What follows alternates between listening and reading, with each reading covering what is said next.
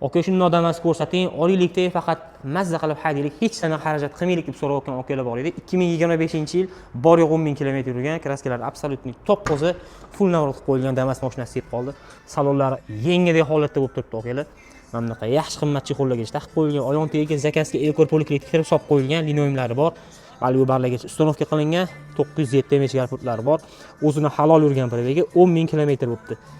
TS CC3 original monitorlarigacha uстановка qilib qo'yilgan, oynalarigacha elektronniy qilingan, hamda telefon dvigatellarigacha qo'yib qo'yilgan ekan. Xo'p, eshiklari ligrovka qilingan, bitta barmoqda yopiladi. Orqa eshiklari ham bitta barmoqda yopiladi. 4 ta yaxshi yumshoq, yengil o'sish valonlari bor. Ikki yoq taraflarigacha podnoshkali uстановка qilib qo'yilgan, to'liq variantda shumizolyatsiya bo'lgan mashina.